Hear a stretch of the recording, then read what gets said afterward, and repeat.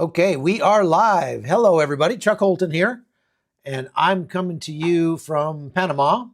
Tonight, we're going to be talking about asymmetric warfare. And I just want to get this out of the way right off the top. We are not going to be arguing about whether or not the United States should be involved in helping Ukraine fight Russia, okay? We're going to leave that topic alone. And so, whatever you think about that, we're not going to argue about it tonight. We are going to talk a little bit about the war in Ukraine, about what's happening there, because it's germane to this conversation. But we're not going to be debating the details or the justifications for getting the West involved in assisting Ukraine. Okay, so you can just don't have to light your hair on fire. Every time I talk about Ukraine, I have people just lose their minds. They get their undies in a wad like you wouldn't believe. And we're not, that's not what we're talking about tonight. We're going to talk about Russia's attempts at asymmetric warfare. Now, if you don't know what asymmetric warfare is, let me just define it for you.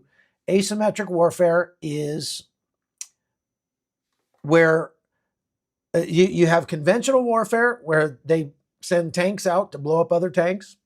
You have information warfare, where they put out propaganda to try to influence perception of what's going on in the conflict. You have other kinds of warfare, signals warfare, cyber warfare, financial warfare, or economic warfare, all kinds of different battlefields that you can fight a war on.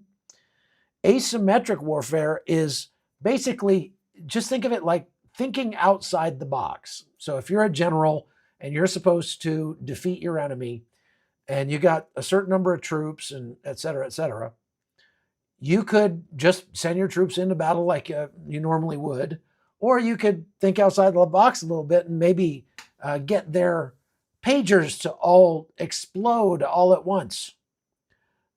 You might remember one time recently where that happened, where they just, all of the 4,000 pagers of Hezbollah's guys just made a rapid, unscheduled disassembly, just boom, just like that. And that is asymmetric warfare.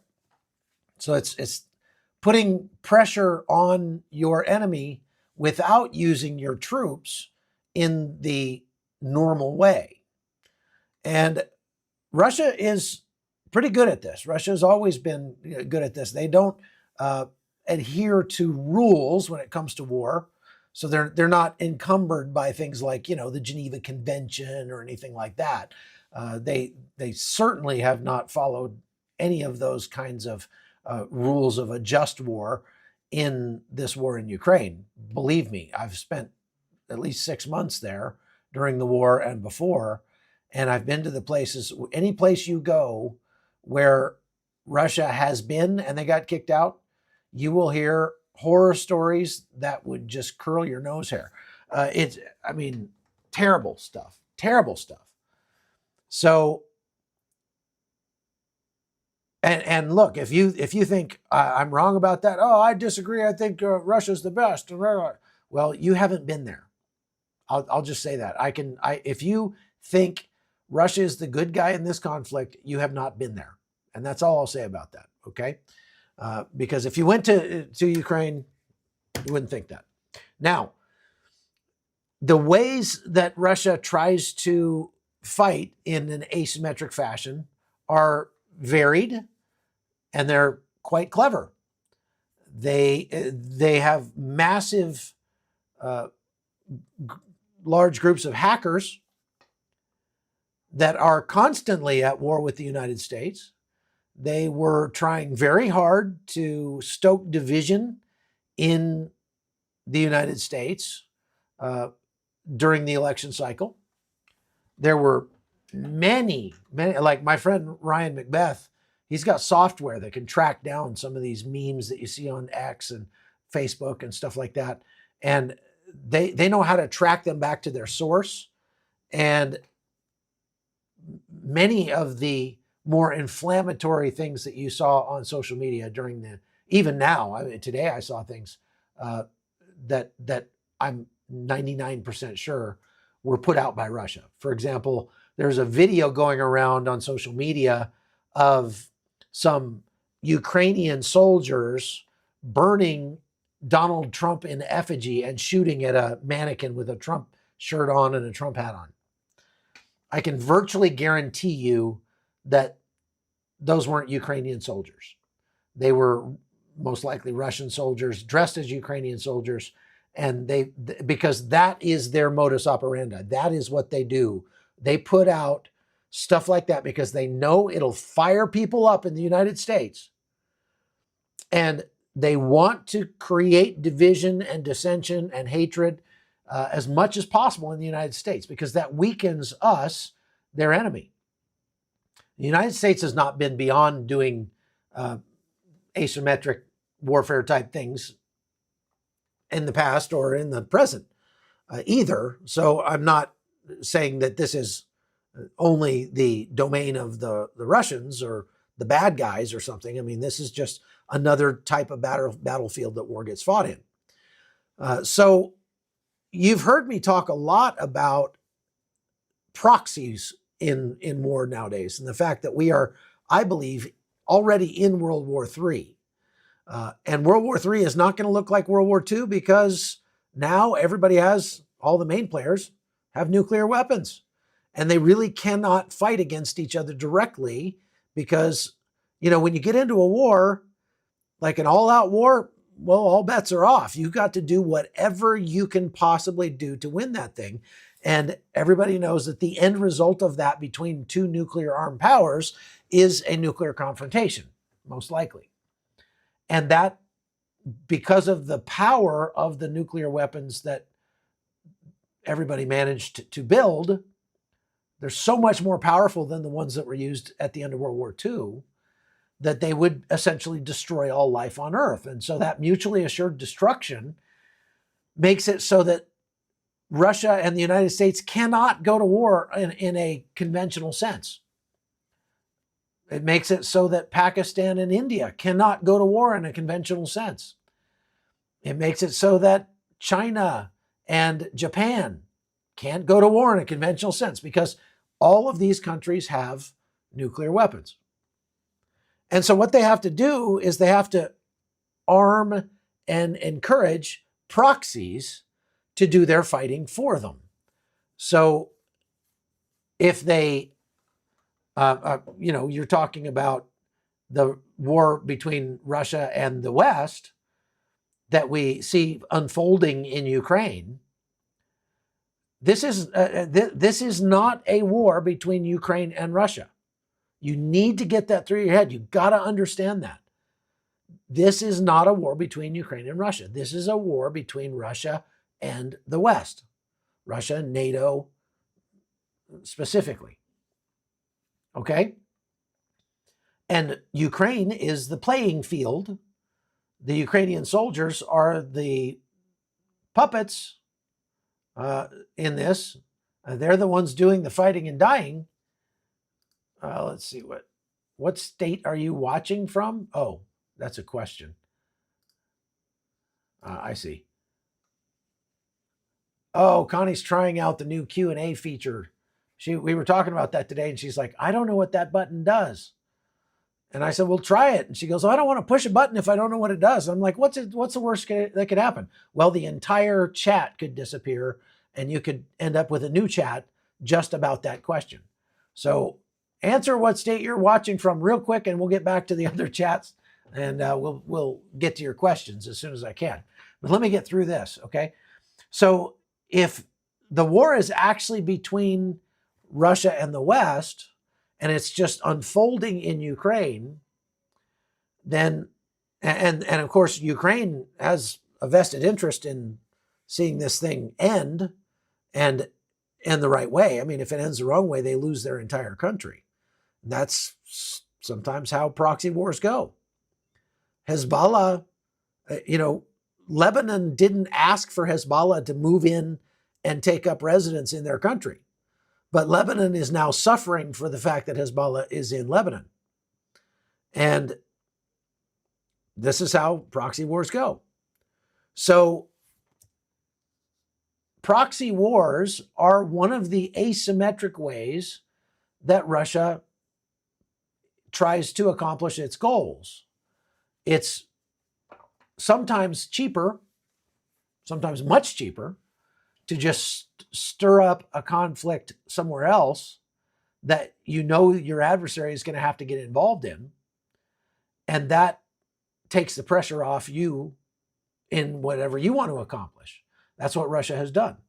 So if you wonder why Russia has been sending advisors to Yemen, for example, to show the Houthis which ships they should be shooting at in the Gulf of Aden, if you wonder why the Russians have been sending armaments and some advisors to Lebanon to talk to Hezbollah, if you wonder why they've been shipping armaments and electronic warfare items and probably some trainers as well to Iran, if you wonder why there were Russians in Gaza before October 7th, this is why. The Russians wanted this to happen. There's even still some question out there, because if you go back and watch the footage that came out from October 7th that was filmed by Hamas, what you'll notice is that there, if you listen closely, you can hear Russian being spoken in the background as they're rushing through the fence.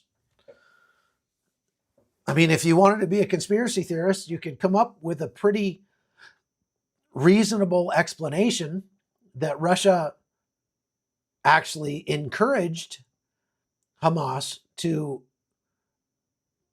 commit these atrocities on October 7th and helped them, facilitated that attack.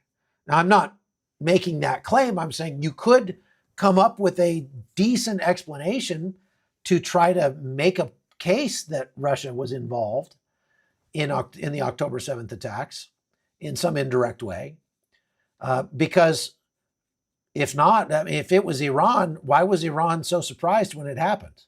If it was anybody else, why was everybody so surprised when it happened?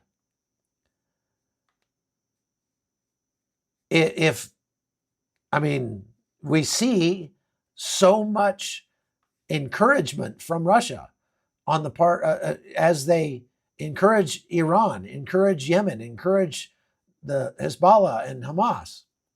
They even brought the leaders of these organizations to Moscow to meet directly with Vladimir Putin after October 7th. So it is not outside the realm of possibility that Russia actually helped plan and encouraged or facilitated Hamas to execute October 7th. Again, I'm not making the claim, that happened. I'm saying it certainly could be. It's not impossible. There's a more than zero chance that Russia was involved in that, okay? And that would have been right in line with their asymmetric warfare strategy.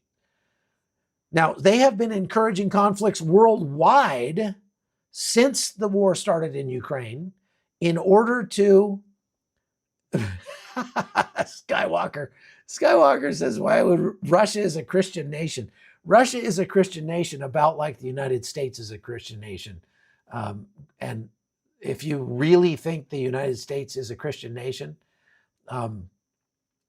well, half of it might be. There's more than one nation living in America. Russia is about as much a Christian nation as the Pope is. No, I'm not going to say that, because there's people that like the Pope here. But Russia is about as much of a Christian nation as Great Britain is a Christian nation, because they have a bunch of old churches there. Or Italy is a Christian nation because they have a bunch of old churches there. The head of the Russian Orthodox Church is a KGB agent, or a former KGB, now FSB. And he makes millions of dollars on contraband smuggling schemes into Russia every year. So, yeah, I would beg to differ if you really think that Russia is a Christian nation. Happy birthday, Mama Rissa. Okay, we can go back to the chat now. Can we go back to the chat? Maybe not. I don't know. Connie's messing around with the chat, so I can't see anything. Okay, so I got distracted on the whole Christian nation thing. Russia's asymmetric war strategy started before the February 24th or February 22nd, whatever it was, of 2022 when they invaded Ukraine. And they have been encouraging conflicts around the world in order to sort of distract global attention from what it wanted to do, from what Russia wanted to do. So here's a list of some of those asymmetric or those proxy wars.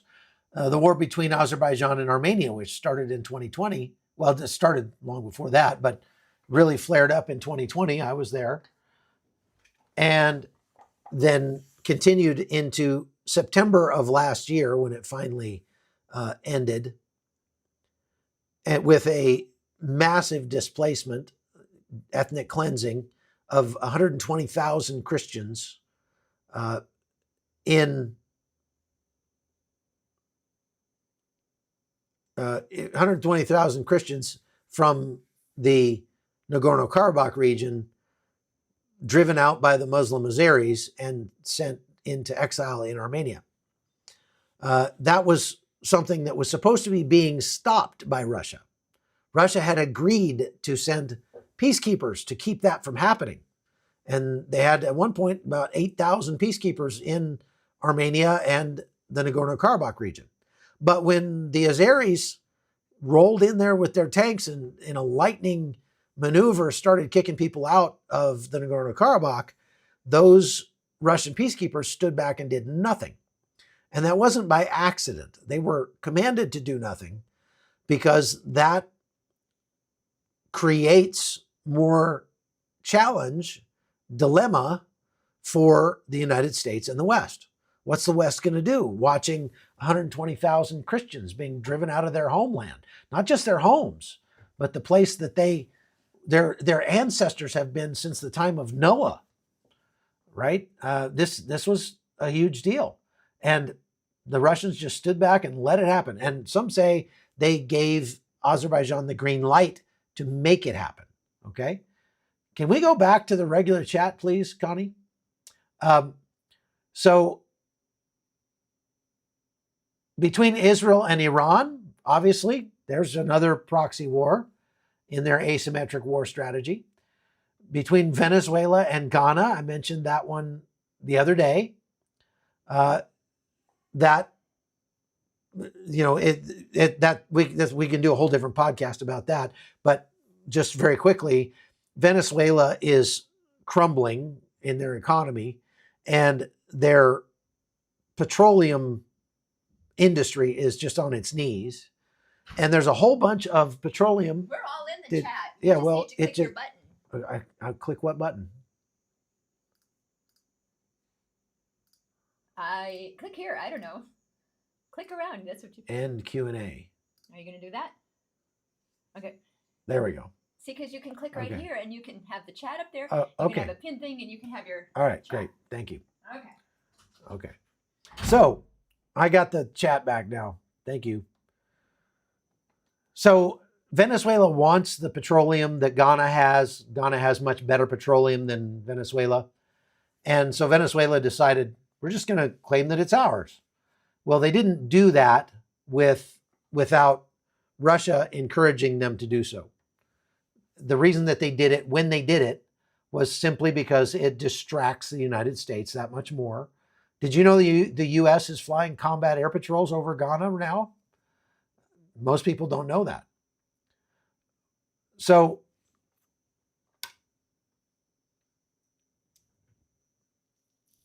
that's another asymmetric war, proxy war that they've stirred up. You may have heard about all of the trouble in Mali and Niger and the Central African Republic and Nigeria, where Muslims have been going in and just massacring Christians wholesale. Did you know that there are thousands of Wagner Group soldiers there assisting on the side of the Muslims? Yes, there are.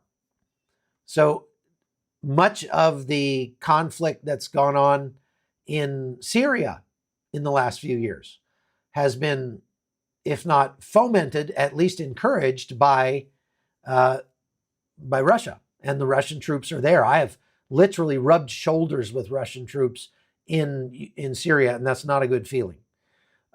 Chris Cox asks, is this my friend Chris Cox?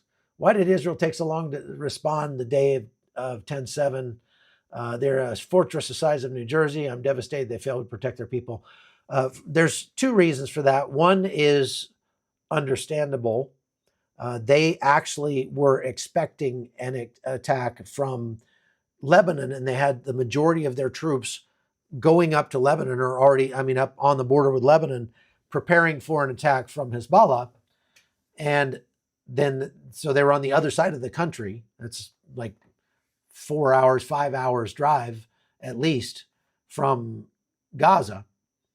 So that's one reason. The other reason is just plain old hubris, which if you look at Israel's history, virtually every time that they have been attacked by their enemies, they have been surprised. And usually they had prior warning, but they discounted it and said, no, they wouldn't dare. They wouldn't attack. Oh, they couldn't do that. They don't have the capacity to do that.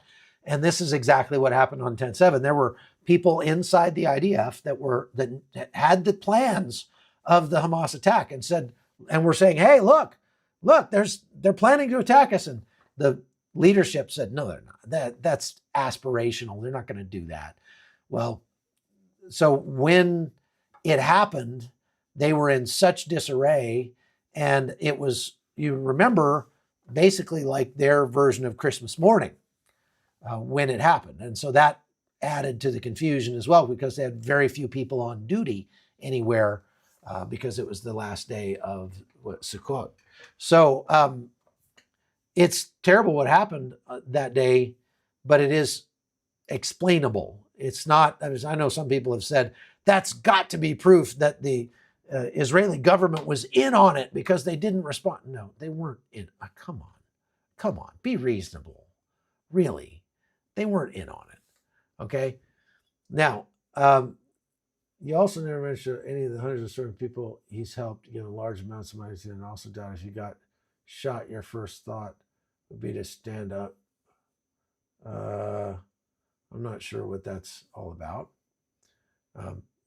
Could I briefly explain who the Wagner Group is? Yes, I can explain who the Wagner Group is. They are like Blackwater. They're a private military contractor that was run by Yevgeny Prigozhin until he got sideways with Putin, and his airplane had a sudden, rapid, unexpected disassembly at altitude, and then that was the end of Yevgeny Prigozhin, and so they rolled the Wagner Group into the Russian military. So it's kind of a quasi-military unit of the Russian military at this point. Now, let's get to Ephraim's question. With North Korea deploying troops to the war, do you think that some NATO nations will deploy troops to Ukraine, at least in Western Ukraine? Very good question, Ephraim. There have been some countries talking about doing that, like Poland, but I don't think it's super likely. I have to say, if I think about it a little more, the fact that Donald Trump just got elected as president of the United States has people in Europe very worried that the United States is going to completely cut off Ukraine and not help them at all. Trump himself has said that that's not his plan at the moment, but they're worried about that. And so, look, the European Union and NATO cannot afford to allow Russia to win this war.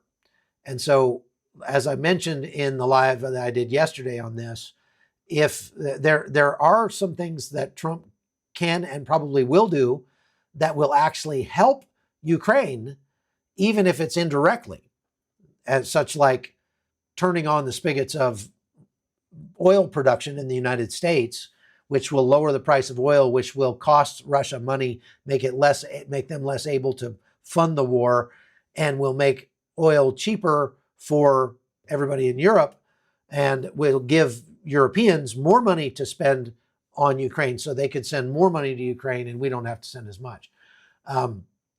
But if it comes to it, and there's no other way to support Ukraine to the point where they can, stand up against Russia, then they very well may. And that would be a huge escalation because, again, a NATO country, see, here's how this works. If one NATO country gets involved, they all don't have to get involved. If Poland is a NATO country and they want to send their troops into the war, that doesn't mean Article 5 gets triggered and all of NATO has to send their troops. It's only if Russia attacks a NATO country, invades Poland, that then they can trigger Article 5 and everybody has to ante up. So it's possible that one of these countries could do it. What's interesting is to see how Belarus has done a 180 on Russia. They were super supportive of Russia, very threatening to Ukraine at the beginning. They were allowing Russian troops to come through Belarus and go into Ukraine from the north. And lately, Lukashenko has been saying some things that are very hostile to Russia and saying, if Russia invades Belarus, we're going to invade Russia. So I don't know what that's all about. Maybe I don't know. It'd all be speculation if I said anything about it. But anyway, that's the best I could do on that, Ephraim. I don't think they will, but they could. Okay. Now, David Worley, I'm going to pass over your question real quick because, again, this is not necessarily about the war in Ukraine. I mean, it is and it isn't. I'm not going to talk about. I'm trying not to talk about the very contentious issue of whether or not the United States should be involved in Ukraine. What I'm talking about is that Russia is stirring up. Russia is stirring up proxy wars around the world as an asymmetric war strategy to try to deflect or destabilize the rest of the world and try to get people's attention away from the war in Ukraine.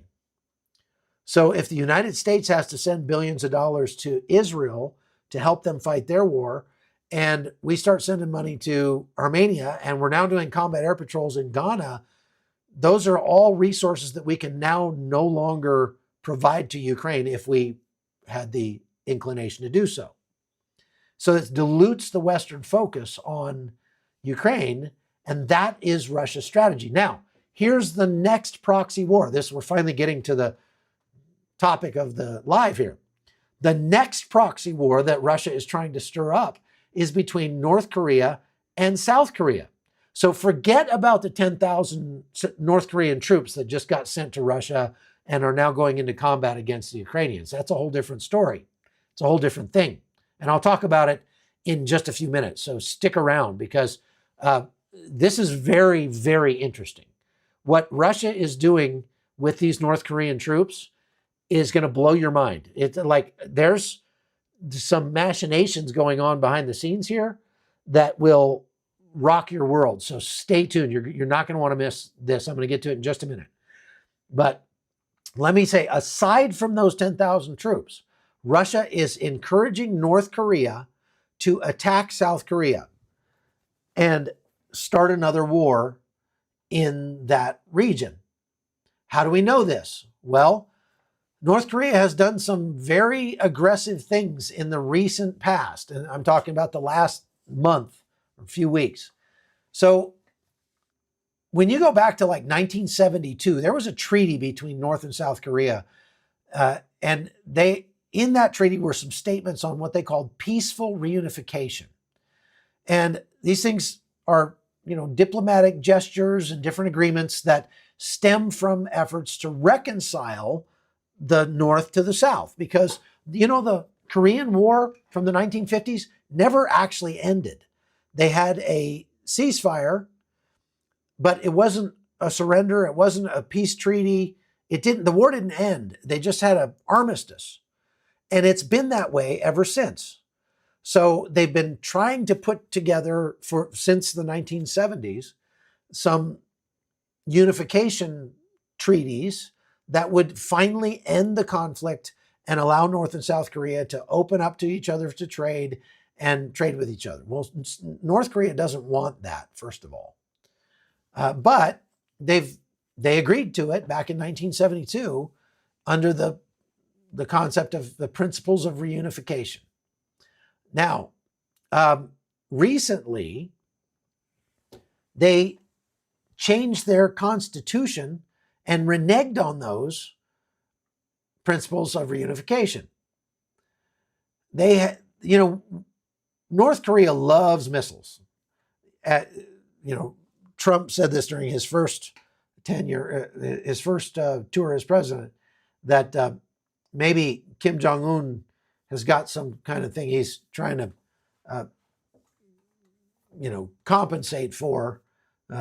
He's a very little man, and so he likes big rockets, but whatever. Whenever they get feeling like the world is not paying any attention to them, they don't even have to be provoked by anything. They just have to be like, hey, we're not on the front pages anymore. Fire off some missiles. So they shoot some missiles into the ocean, and if nobody pays attention, then they start shooting them a little bit closer to Japan or a little bit closer to South Korea until people start taking notice. And they've done this for years. And it's gotten to the point where people are like, oh yeah, the North Koreans are shooting off missiles again. We call that Tuesday. And nobody cares.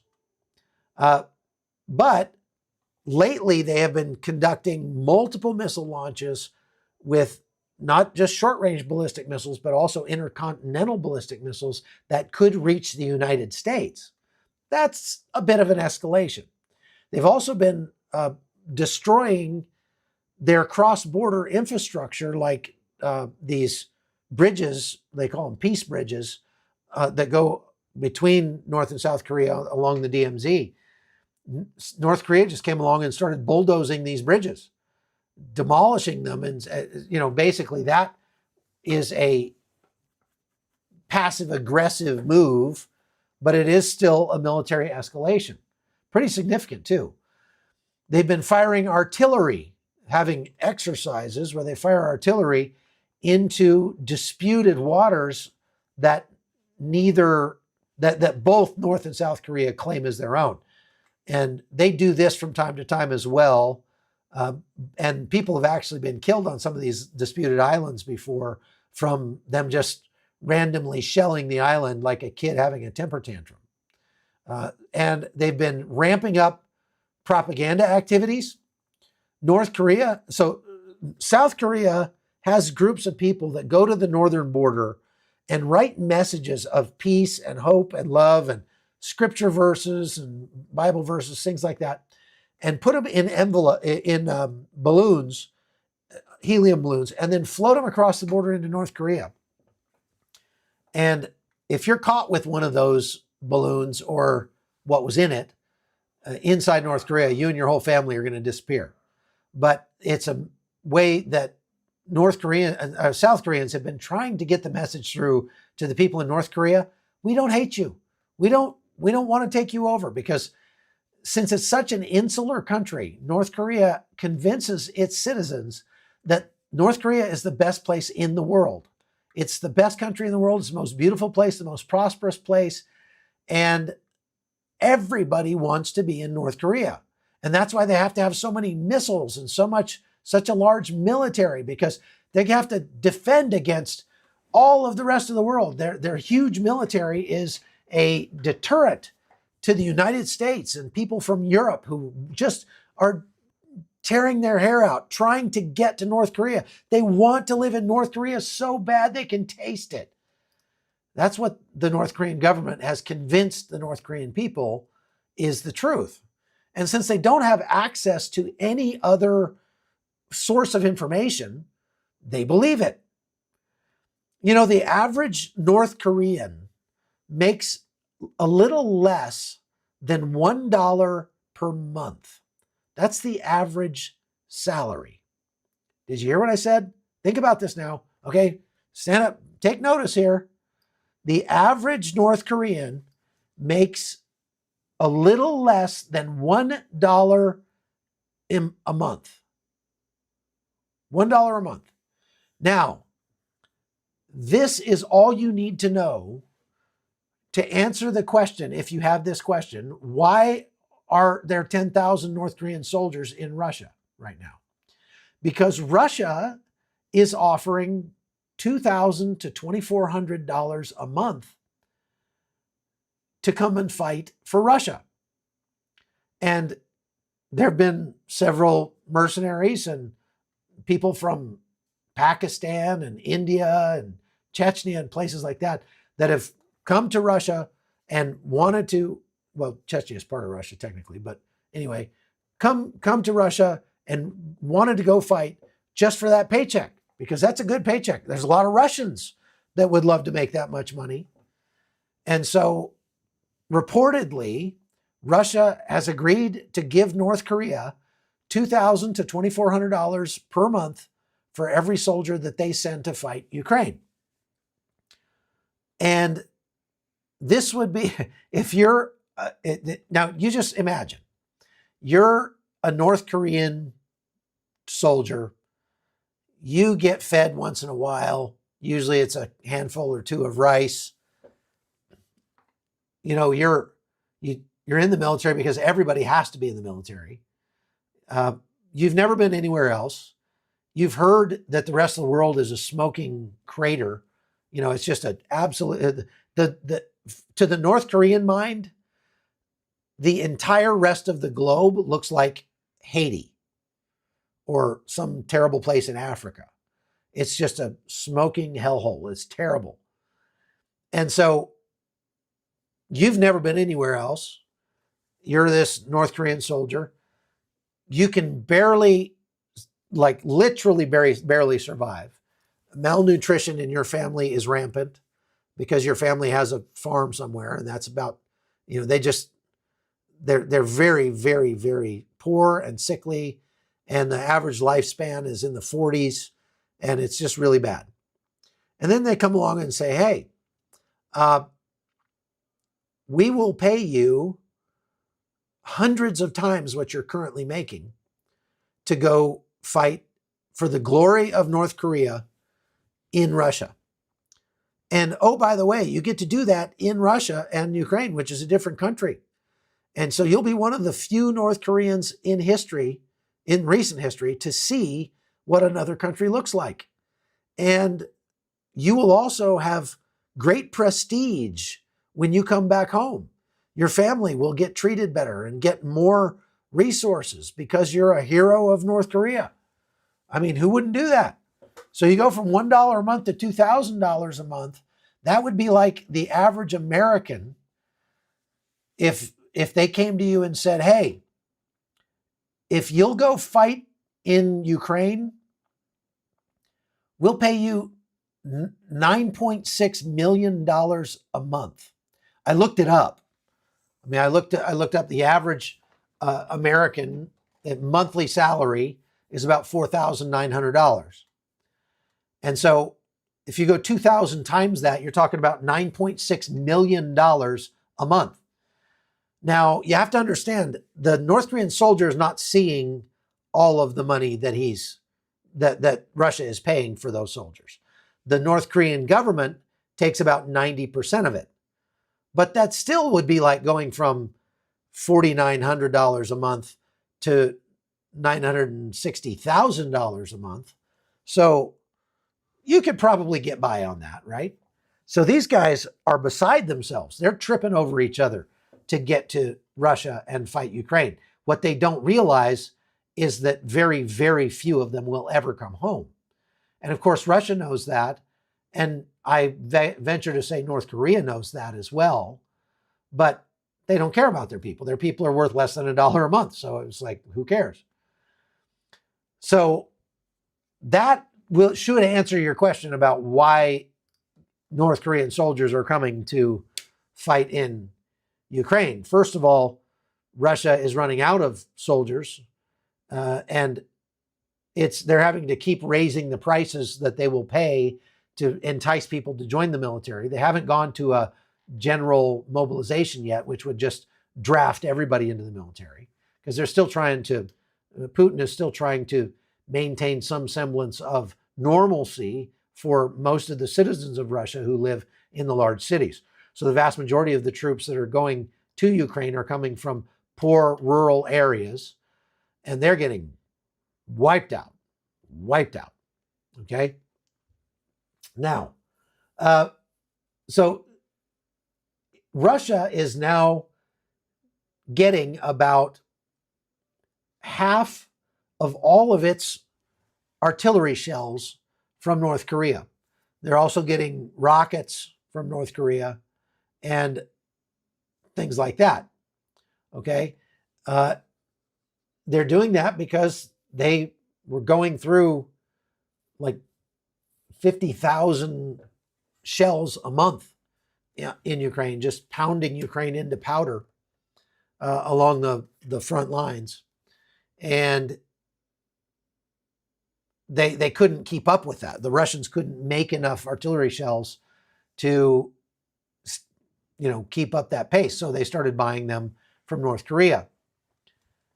And I have a feeling, so the question there is then, what is Russia promising North Korea in exchange? Well, it's likely that they're promising to transfer to North Korea some of the nuclear technology that they have to improve North Korea's nuclear capabilities, and some of their targeting technology that would improve North Korea's ability to strike with their missiles at precise targets, which they have not been very precise at before. And even Russian precision fires are not all that impressive. Russian precision fires are pretty abysmal compared to the United States or the West. Question, Ephraim McDonald says, if war breaks out in Korea, do you think the North will use their nukes? Well, if anybody is stupid enough to use a nuke, it would be North Korea.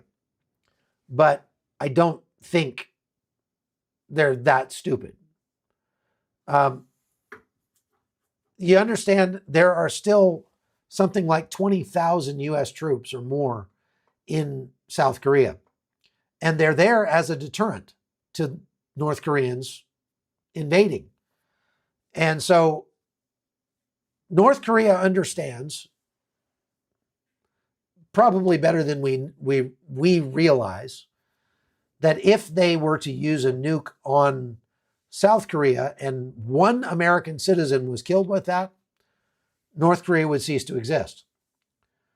South Korea is pretty powerful as well. They don't have as many soldiers or rockets as North Korea has, but it's kind of like an Iran and Israel situation. You have this belligerent, evil party that is, causing trouble. They have a large army, largest one in the region, and they have a lot of missiles against a very advanced, high-tech, modern society with high-tech weaponry that we're finding now, after watching these two different kind of mindsets or ideologies go up against each other in Ukraine and in Israel, we're finding that our high technology is more than up to the task of defeating the stuff that's coming out of North Korea, Russia, Iran, and even China. So that's not a bad thing. And so to answer your question, I don't think that they're going to use a nuke. Here's another question. Is the North Korean government not concerned about any soldiers who do return knowing the truth about the outside world? Ephraim, you hit the nail on the head there, man. Good question. Here's the reason I think it's a good thing that North Korea is sending its troops to Russia, because those guys are getting exposed to the rest of the world, and they're realizing, oh my goodness, the world is not what we've been told it was. And so if any of them ever make it home, which is debatable whether they will, if any of them ever make it back, they will take that knowledge with them, and that knowledge could literally be the thing that finally topples the North Korean regime. Because it's only by keeping their people in the dark, treating them like mushrooms, that the North Korean kleptocracy has been able to maintain control for so long. A Hobbit says, I've heard a bunch of the North Korean soldiers have been taken out in Ukraine. Is that true? Yes, that's true. There's videos coming out of it now of these North Korean troops being whacked on the battlefield. But we're also hearing that these North Korean troops are being exposed to the internet for the first time in their lives. And of course, they are gorging on pornography. Of course, because it's the internet. So what's the first thing they're going to run into if they're getting exposed to the internet by Russian soldiers? They're going to get exposed to pornography. They've never seen anything like that before in their country. And so these guys are going crazy. We saw the same thing in the war in Iraq, as a matter of fact, in Afghanistan too, when U.S. troops mixed with Iraqi troops or Afghan troops for the first time. U.S. troops brought with them, girly magazines. And these Iraqi guys, of course, they had never seen anything like that. And there were times, I remember on one of the deployments I did to Iraq, we were riding in a truck and we got stopped at an Iraqi checkpoint. And the Iraqi soldiers were kind of hassling our guys a little bit. And the Marine, or I forget who it was driving, reached under his seat, pulled out a Playboy magazine and handed it over to the guy. And the guy just smiled real big and waved us right on through. So it was like currency over there for a while. So not surprising that the North Korean soldiers are getting addicted to porn. I'm sure that's going to have a fantastic effect on their culture, which is already bad enough, right? You see what it's done to American culture. I wouldn't wish that on anybody. So yeah, they are getting exposed to things. And I wonder if North Korea's deal with Russia was like, hey, we'll send you 10,000 of our guys on one condition. You got to make sure that none of them ever make it back to North Korea, because we don't want them bringing back news of what the rest of the world is like to North Korea. Very, very interesting. And you can imagine if the North Koreans ever did invade South Korea, which again, Russia is encouraging them to do now. Russia is giving them the go-ahead. You guys stir up some trouble down there. If North Korean soldiers flooded into South Korea, they would see what a stark difference it is between the two countries, and they would be they would think they were on a different planet. They wouldn't be able to believe it, because they've been told their whole lives that South Korea is, like I say, it's just a apocalyptic, hellscape. And when they find out it's not, it's actually super modern and clean and safe and healthy and beautiful, what are they going to think? This is why I I think that we don't really have to worry a lot right now about an actual invasion of South Korea. Okay, this is going to be I'll end it on this. I do not think we need to worry about the machinations of North Korea as they rattle the saber, so to speak, against South Korea, just because Russia is encouraging them to invade. Because A, 20 or 30,000 American troops right there south of the border, and that's a problem for them. B, North Korea, if their leadership doesn't know for a fact, if Kim Jong-un, who is one of the few people in North Korea who knows the truth about the rest of the world, if he hasn't got, had the epiphany that, oh, if I send 100,000 of my young men across the border into South Korea to, invade it, they're probably going to come home wanting to be South Korean. They may not come home at all, right? They may just stay there and lay down their arms.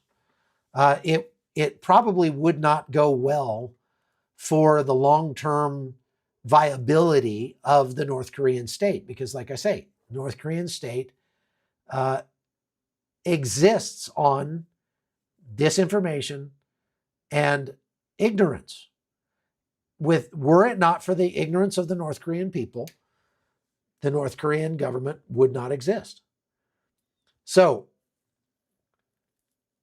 there's one other possible proxy that I see that Russia could also be encouraging, and that is encouraging China to take out Taiwan. Now, we all know China has wanted Taiwan for a long time because of their very high-tech chip manufacturing capabilities. We also know that they will never get those capabilities, even if they do invade, because the Taiwanese have been smart enough to install kill switches on all of their machinery that would destroy all their machinery if China invades. And so they're not going to get it. But Russia is probably calling China and saying, hey, no time like the present. Everybody else is kind of distracted. If you're going to do it, now's the time. Please, keep the United States busy over there, because that is asymmetric warfare. Okay? So again, we're not living in fear. I'm not sounding the gong and being all doom and gloom about this. I'm pointing out that Russia is trying to stir up trouble. And they have been trying to stir up trouble, and they have been successful at it since the war started in Ukraine in 2022. They've stirred up trouble in Israel. They've stirred up trouble in Armenia. They've stirred up trouble in Venezuela and Ghana, or Guyana. They've stirred up trouble in Africa. Now they're trying to stir up more trouble in North Korea and maybe even in China. And I think the election that just happened in the United States is going to be the key to making sure that this doesn't actually happen. Kim Jong-un knows Donald Trump personally. They say he respects Donald Trump. Well, whether he does or he doesn't really matter.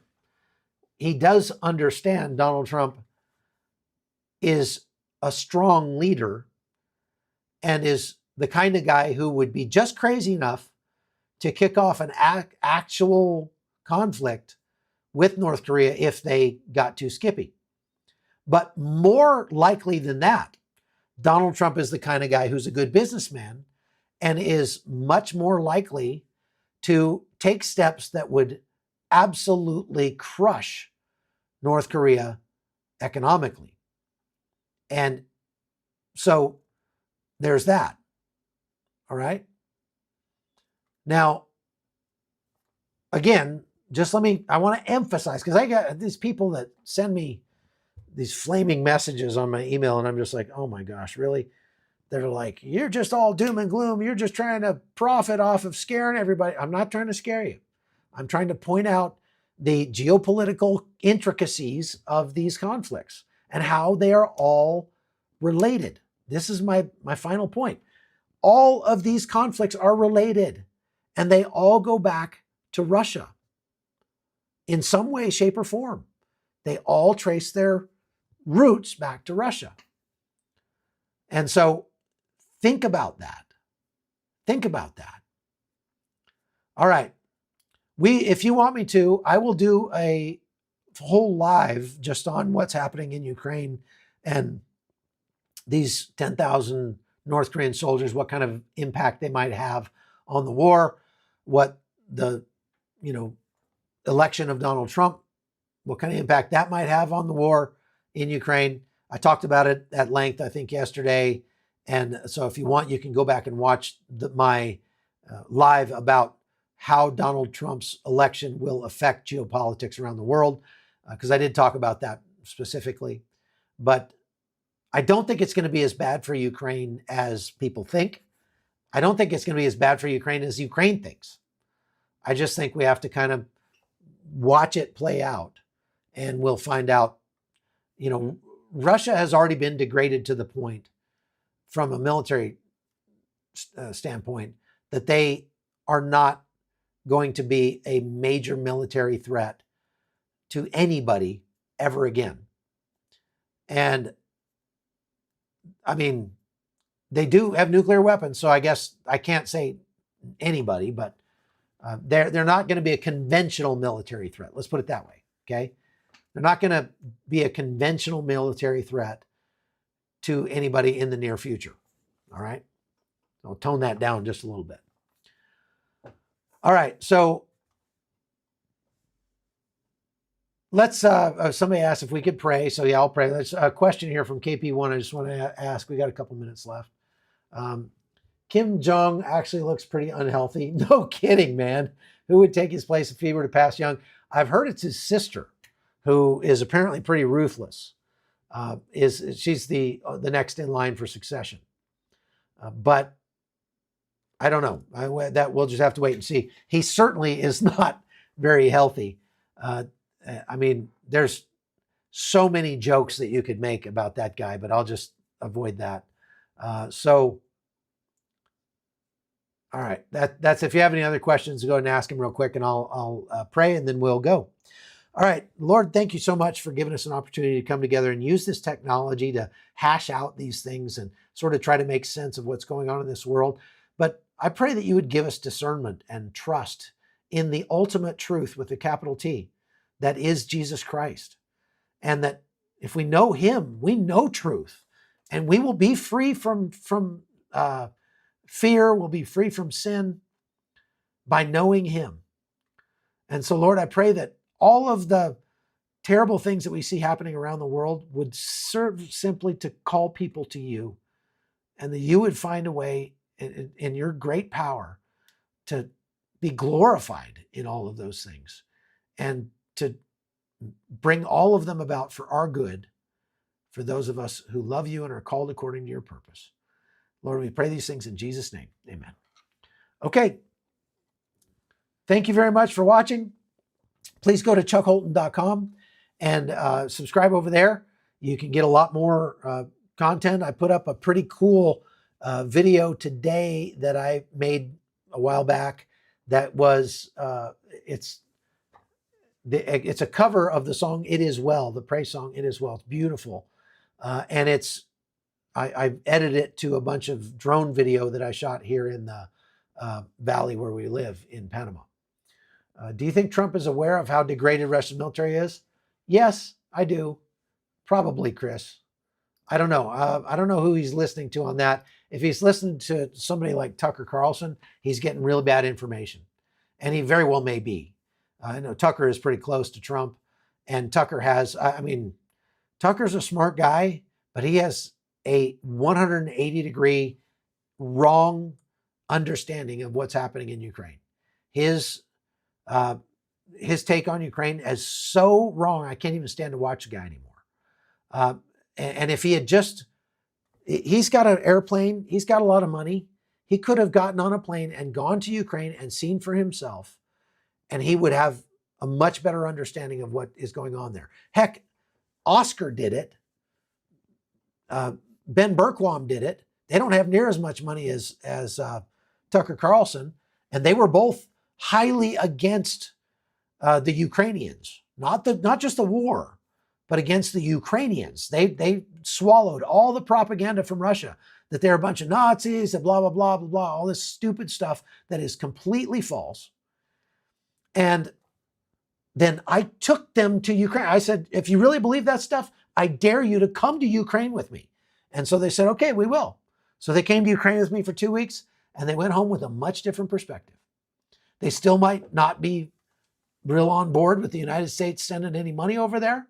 That's a topic over which intelligent people can disagree. But they were disabused of many of their understandings of the Ukrainians and of the country of Ukraine by being there and meeting the people. And like, we even met with the commander of the Azov regiment, and we went to his office, and the guy's no Nazi. He's not a Nazi. He's a patriot. He likes Ukraine. If that makes you a Nazi, then whatever. But, and in Russia's point of view, that's what a Nazi is somebody that doesn't agree with what Russia thinks. Okay? It's kind of like the left. The left calls everybody a Nazi that doesn't agree with them. That's what Russia does. Okay? So Gracie Jones says, heck, I did it and I'm poor. Right. Holton needs to be Trump advisor. Okay. Well, give him a call and tell him that. I know he has some very good advisors on different things. Jimmy the Jew from Philly says, Azovs are Nazis, LOL. Yeah, they're not Nazis. I've been thinking of joining the National Guard Reserves. Do you think that now is a good time to join the Air National Guard Reserves? Well, Israel, if you're talking about the United States Air National Guard Reserves, it'll probably be better for the next 4 years or so, at least, than it was for the last 4. What I have found is that any government agency like the military or law enforcement gets very, very, very hard to live with working there under a Democratic administration. And it gets much easier to work and live there under a Republican administration. So if you're going to join, now's the time to do it. Try to sign up for a 4-year stint if you can, not longer than that. And then you can always re-up if you like it and things are going well. But just be advised that the last 4 years, the Biden administration, and before that, the Obama administration, worked very, very, very hard to remake the U.S. military into a grand social experiment, a grand, bunch of warriors for social justice rather than just warriors. And that has very, very heavily negatively affected the U.S. military. Okay? What do you think about Chris Tonto-Peranto? He's a friend of mine. He's a former Ranger like I am. And I've spent time with him since then, at SHOT Show and stuff like that. He's a good dude. He's, he's doing his thing. I don't have any problem with him. I think he's a sincere person. Let's put it that way. I'm very excited. Trump has already contacted Joel Salatin and Thomas Massey to head the USDA. Yeah, that's pretty good. Massey's he's gonna be good in that. Okay. All right. Well, thank you very much for watching. God bless you. And we will see you again probably tomorrow. Stay tuned.